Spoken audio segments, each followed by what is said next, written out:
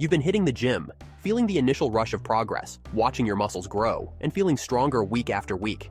But now, everything seems to have come to a grinding halt. It's frustrating, isn't it? You start questioning what's wrong. Am I doing something differently? Why aren't my muscles responding anymore?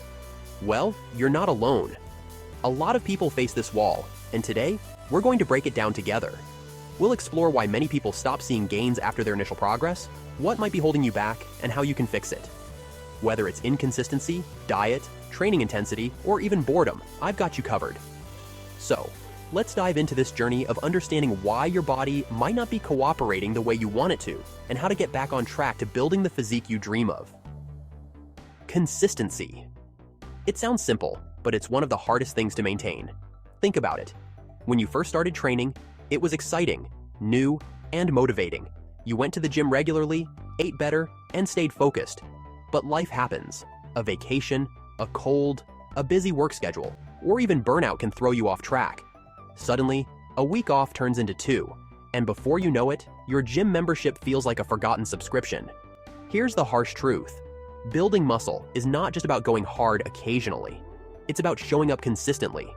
Even if you can only commit to 2 or 3 workouts a week, that's enough to make progress if you stick with it for the long haul. Think of it like a savings account. Small, regular deposits add up over time, and before you know it, you've built something impressive. The same goes for your body. If you're not consistent, those gains you're after will remain out of reach. Let's talk about diet, because what you eat is just as important as how you train. Many people sabotage their progress by not eating enough protein or consistently fueling their bodies. Skipping meals, indulging in junk food, or not eating enough calories are all common culprits. Your muscles need the right nutrients to grow, and if you're not giving your body what it needs, you can't expect it to perform at its best. Think about it. You wouldn't try to drive a car on an empty tank, so why would you treat your body any differently? Aim for balanced meals with plenty of protein, healthy fats, and complex carbs. Eating 3 to 5 meals a day with whole, nutritious foods can make a world of difference. And remember, it's not just about quantity, but quality. Prioritize nutrient-dense foods that support your muscle-building goals. Here's a tough question. Are you really pushing yourself in the gym? Many people think they're training hard, but in reality, they're just going through the motions. If you're not reaching the point of near failure in your sets, you're leaving gains on the table. Training to failure means pushing until you physically cannot complete another rep. It's uncomfortable, sure, but that discomfort is where growth happens. Think back to your last workout. Did you feel like you gave it your all? Or did you stop short, thinking you had nothing left in the tank when you actually could have pushed for a couple more reps? The next time you're in the gym, challenge yourself. Add an extra rep, increase the weight slightly, or slow down your movements to really engage your muscles. These small changes can reignite your progress and help you break through plateaus. Hey, if you're finding this helpful so far, don't forget to hit that like button and subscribe. Your support helps this channel grow, and it also makes sure you don't miss out on future tips and insights. Let's keep the momentum going. Another issue that often limits progress is poor form. When you cheat on your reps or rush through your sets, you're not engaging your muscles properly. Worse, you're setting yourself up for potential injury. Imagine doing squats but only going a quarter of the way down. Sure, it feels easier, but you're not reaping the full benefits of the movement. Instead, focus on slow, controlled reps that target the muscle you're working on. If you're unsure about your form, don't hesitate to ask for guidance. Watching experienced lifters or checking out demonstrations can help you refine your technique. Remember, it's not about how much weight you're lifting, but how effectively you're lifting it. On the flip side, some of you might be guilty of doing too much. Overtraining can be just as detrimental as not training hard enough.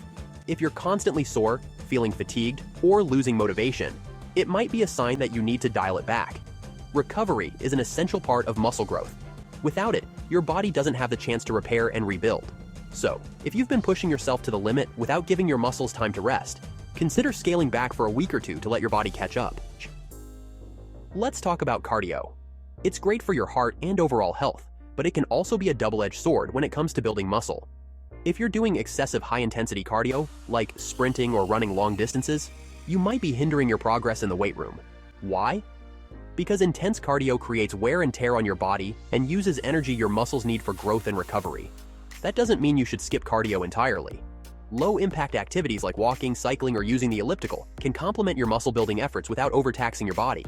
And if you want to do both weights and cardio on the same day, try to separate them by a few hours. This allows your body to recover from one activity before diving into the next. Remember, balance is key. You don't need to choose between cardio and muscle growth. You can have both if you're smart about your approach. Leg day. The one workout so many people avoid. It's easy to focus on your chest, arms, and back, because those are the muscles everyone sees. But skipping leg day is one of the biggest mistakes you can make. Training your lower body doesn't just build stronger legs. It also stimulates growth, hormone production, and testosterone, both of which play a huge role in overall muscle development. When you neglect your legs, you're limiting your potential. Plus, having strong legs supports every other lift you do, from deadlifts to squats. So, the next time you're tempted to skip leg day, remember that training your lower body will help you build a stronger, more balanced physique. Let's face it, training can feel repetitive at times. When you're doing the same exercises week after week, it's easy to lose enthusiasm. That's when boredom sets in, and your motivation takes a nosedive. To combat this, try switching things up. Explore a new gym, experiment with different equipment, or add some variety to your routine. New surroundings and challenges can reignite your passion for training. You can also try new training methods like supersets or drop sets to make your workouts more dynamic. And if you're feeling really stuck, consider joining a group class or hiring a coach to add structure and accountability. Remember, the key to progress is staying engaged and excited about your workouts. Supplements can be a helpful addition to your training, but they're not a magic solution. Many people rely too heavily on them, expecting instant results. The truth is, supplements work best when paired with consistent training and a solid diet. They're meant to fill gaps, not replace hard work. If you've been using supplements and then suddenly stop, it's natural to see a slowdown in your progress. But that doesn't mean you're failing. It just means you need to refocus on the basics.